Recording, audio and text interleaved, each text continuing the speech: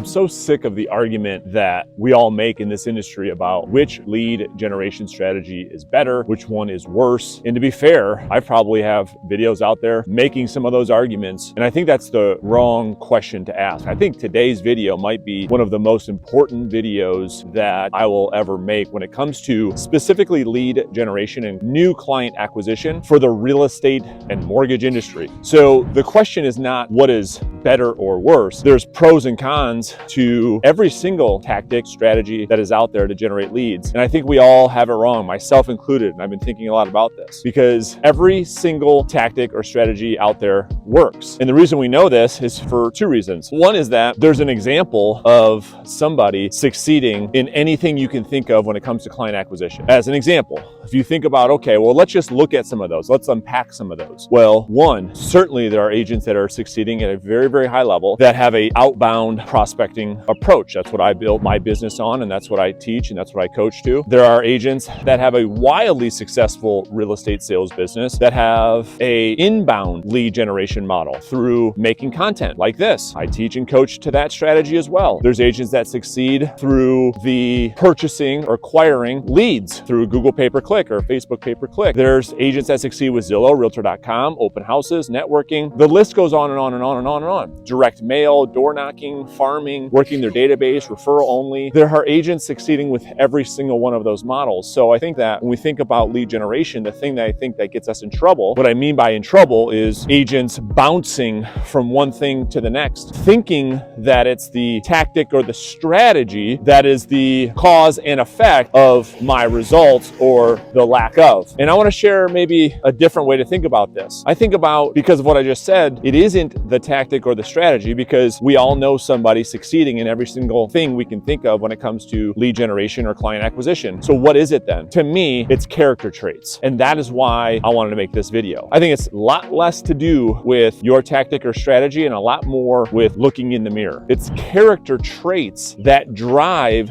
the success or failure of any new lead generation campaign. That's why it's less about what, it's less about how, and it's all about who. We made one of the coaches on my team, we made a video, a podcast episode about this very subject. Who, not what, who, not how, right? And it's so true. This is why if you take 10 agents and they all say, okay, I'm gonna do direct mail to generate new leads and to acquire new clients, fine. One or two will succeed and the other 8 won't. Well, what's to blame there? Was it the strategy? Well, no. It's maybe the 2 out of 10, 20% that stuck with it longer. It was the 20% that went deep on understanding the psychology around messaging. A lot of different factors that determined the result as a result of the character trait, not the strategy. We see this every single day with agents that try direct outbound prospecting. You've got some that make $1 million a year, and you have a whole bunch that hear about, oh, let me just try to go direct outbound. Seems like it's the easiest, fastest path to getting new clients. They try it, they say, wow, this is very difficult. And a lot of them quit. Well, why are some winning and some not? Doing the exact same thing. You go visit somebody who's making $500,000 in Tampa, Florida. You go sit with him for a half day, and all you see him doing is making one call after the next, setting appointment after appointment after appointment, and then you go back to your office and you can't get any appointments. Well, was it the strategy, or is it maybe the skill set? Is it the pipeline that that person had that you don't have? So I think about character traits. The other thing I think about is this. In addition to character trait, if it's not the strategy, if you buy into that, which I do, if it isn't the strategy, because every single thing works in this business to get clients, the question is, will you work the system for long enough? Then the second thing I think about is your ability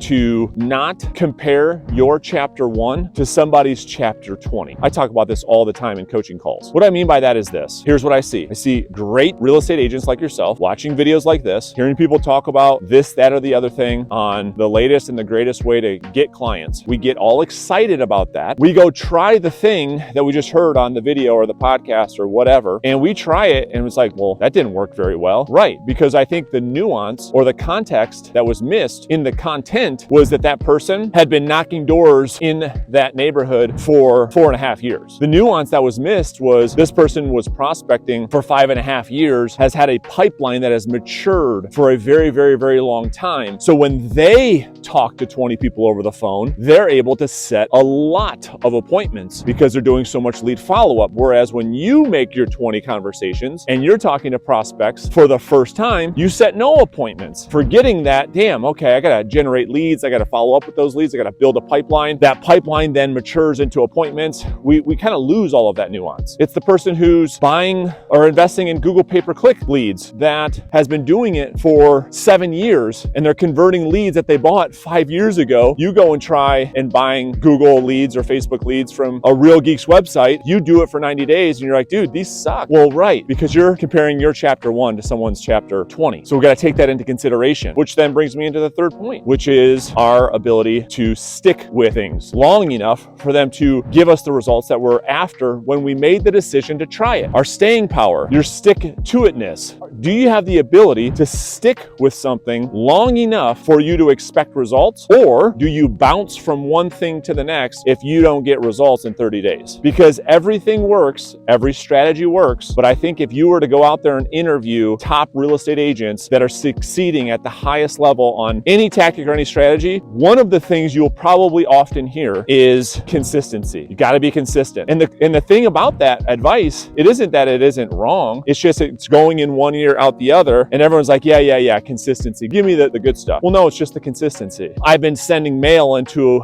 a neighborhood twice a month for 11.5 years, where the agent wants to try direct mail for, send out one mailer, and if they don't get a listing, direct mail doesn't work. I'm gonna call expired listings. Literally, I've had agents tell me, Brandon, I have been calling expireds all week and I've not got an appointment. I'm like, all week? We've got to make decisions in this business that aren't based on days or weeks or even months. We have to give things years, because that's how long they take. If you hire an assistant, you hire an ISA, you try something new, I look at it as like a 12-month decision, and then assess it as a responsible business owner, not being emotional like I think a lot of real estate agents are. I got budget, I got just enough money to buy these leads for the next 30 days. And if I don't get a closing, I'll just cancel. Well, hopefully those three things I just outlined make a lot of sense. I want to be very clear that if we could take responsibility for our own behavior, our own actions, our own decisions, and put less of the responsibility on the tactic or the strategy, and we own it a bit more, one, I think that you'll have more confidence in knowing that you hold the power to your success, and B, you get